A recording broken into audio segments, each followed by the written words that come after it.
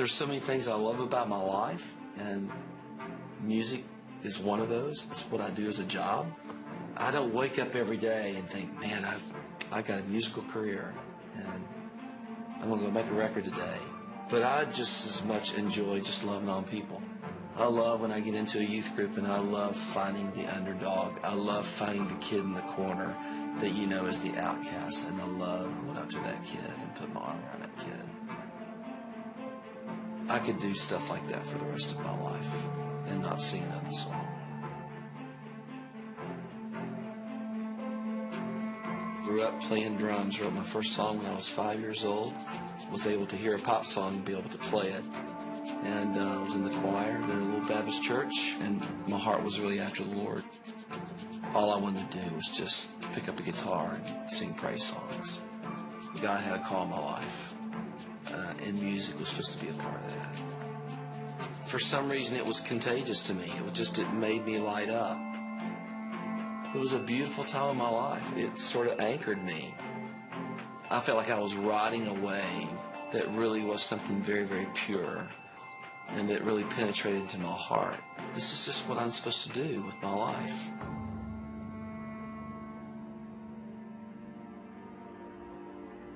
Well, when I got to 17, all my older friends went off to college, and I moved to Nashville, Tennessee to be a songwriter. I was playing in after-hours bars from 1:30 to 5:30, just in a bunch of trouble. And I began to be enticed that maybe you can play with the fire and you won't get burned. Little did I know that I would be in the biggest pit of my life and feeling like there was no way of escape. Smoking that first joint and feeling so guilty about it. From there it went to, it was cocaine, it was LSD. And I'm just in the thick of it, man. I'm just doing this stuff, and I got sucked into this thing. For some reason, I justified it.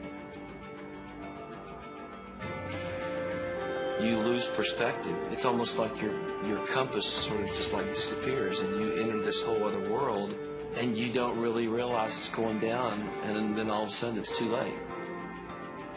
I'd flash back to those times when I was 15 going, just really hearing the voice of God going, I've got a call in your life.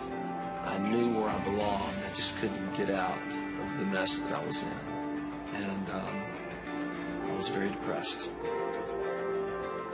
That went on for 3 years until I had a near-death experience, and starting something that you thought was cocaine, and it was something else, and thought I was going to die. Literally thought I'm dying.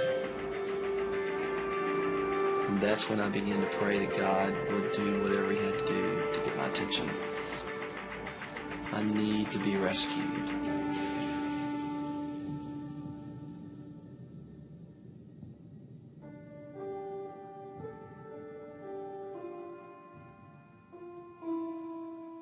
Everything began to change.